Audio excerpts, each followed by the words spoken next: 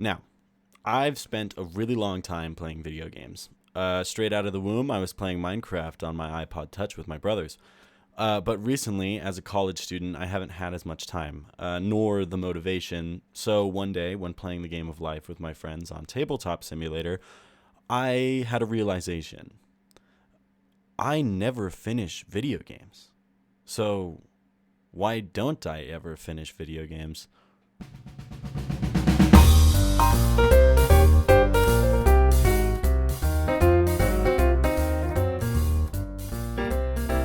Yes, I know it's just one of those text-free transitions that you get off DaVinci Resolve. Who cares? Now, of course, I'm sure this is a question that a lot of you have asked yourselves. Have games just gotten worse? Has the TikTok brain rot reduced our attention spans to the length of a goldfish? Let's find out.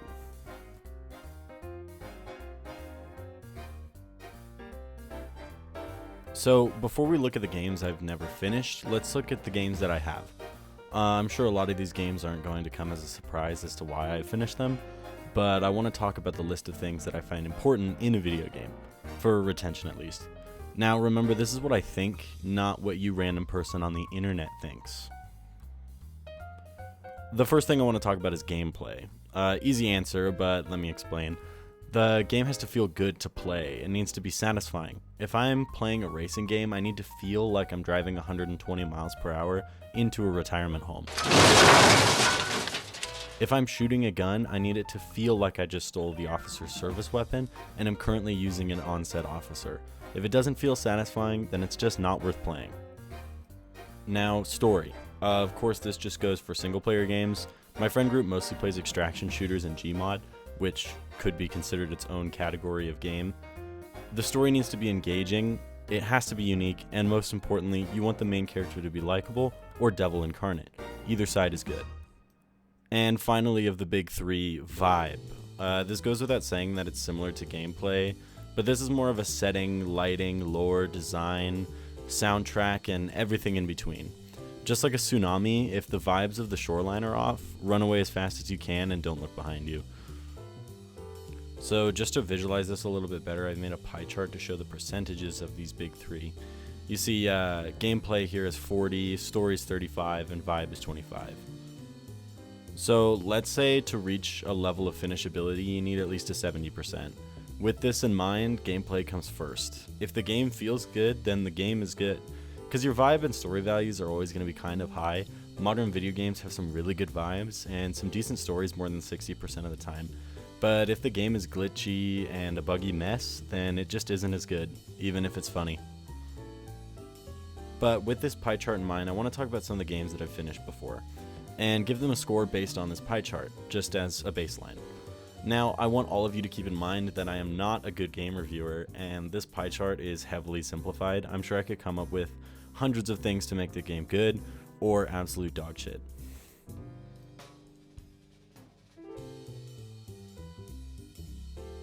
Now, let's get into the games that I've finished. For the first one, Red Dead Redemption 2. A classic. And I can call it a classic because it came out almost 6 years ago in 2018. Now, unlike a lot of these games, I've actually beaten it twice. Both times on good honor because it was around a 3-year gap when I played the game initially, and I felt it was a good time for me to have forgotten the large majority of the story. And I think that's exactly what kept me hooked, the story. This game is an unbeatable classic masterpiece. When you shoot people, their head explodes, just like that grandma in the retirement home after I hit her with a car at 120 miles per hour, in Forza. My scores are 37% for gameplay, a perfect 35% for story, and a good 17% for vibes, giving us a standard United States grade scale A, or a 94%. Next up, The Witcher 3. Again, a classic. This game came out almost 9 years ago in 2015. Now, when I started playing this game, I was heavily confused by the inventory system, both an encumbrance system and a Tetris-style inventory screen mashed together like some kind of homunculus. I imagine it kind of looks like Dobby from Harry Potter. Also, what the hell is wrong with the combat in this game? Besides that, another open world game with a great story. 30% for gameplay, 30% for story, and a good 17% for vibes. That leaves us with a grade of C+, or a 77%. Now, for one a bit different, Starbound.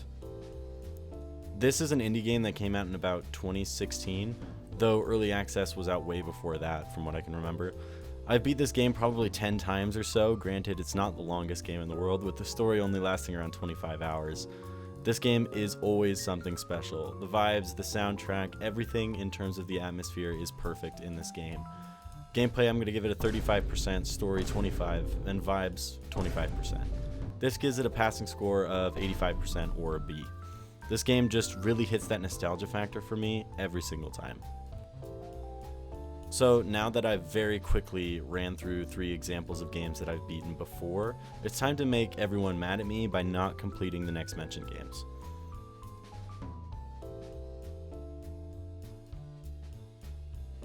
So when I'm talking about these, I just really want to apologize in advance.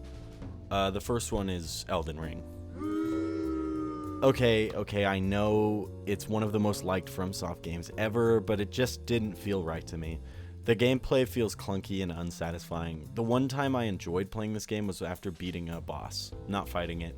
Fighting it was like trying to drive a semi-truck of a weapon, and keep in mind that includes the small weapons, on a Bolivian death road. It's slow, tedious, and really boring.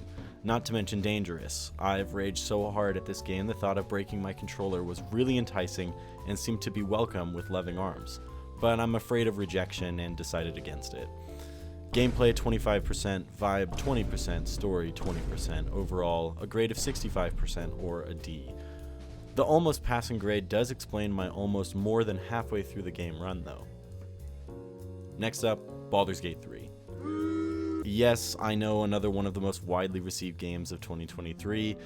This one is a bit of a unique case though. I just can't stand turn-based combat unless it's real D&D. The gameplay aspect of this game was really just what put me off. The story is almost flawless, as I made it about 20 hours into the game, and the vibe is just as good as playing normal D&D. Just the gameplay really put me off from the start. Also, what's up with the amount of sex scenes in this game? Like, is it just me or are there like 400 different sex scenes? Anyway, gameplay 15%, vibe 20%, story 32%, which is a 67% or a D+. A bit of a different one, the Metro games series.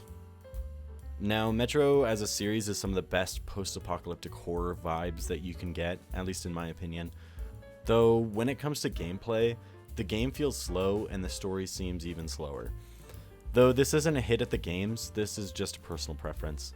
Now, one could make an argument that Red Dead Redemption 2 is also a fairly slow game, but with Red Dead Redemption 2, you want to keep going because you have a goal.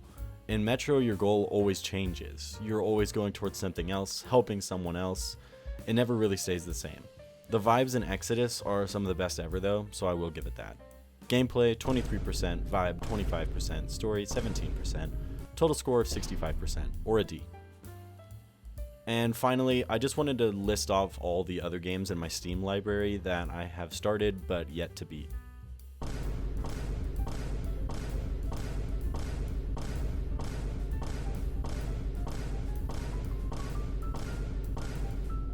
And these are all games on my Steam library, so don't even mention games from other launchers.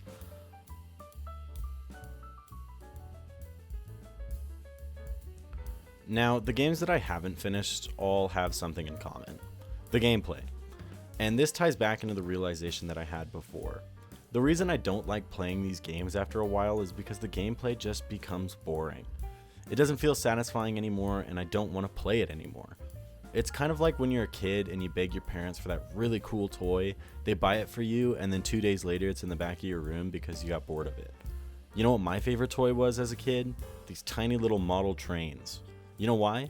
Because you could always do something different with them. You could always build a different train track. Unlike a Batman action figure where the only thing that makes it cool is the fact that he's depressed. And then when you grow up you realize that being depressed actually isn't cool and that a lot of people don't like that. Unlike Batman, who a lot of people actually do like. Anyways, these games are really close to a passing grade. We saw two 65% and one 67%.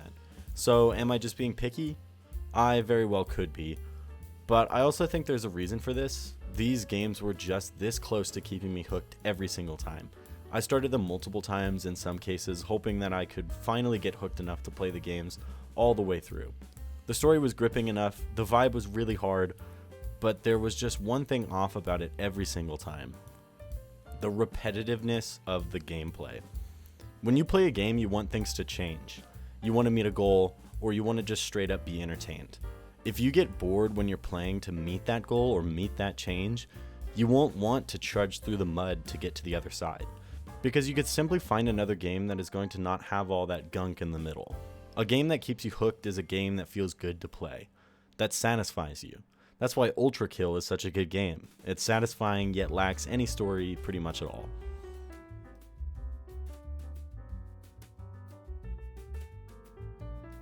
Maybe the things that I've pointed out today aren't the most obscure things, and I'm sure a lot of you have thought the same about video games, or maybe you haven't.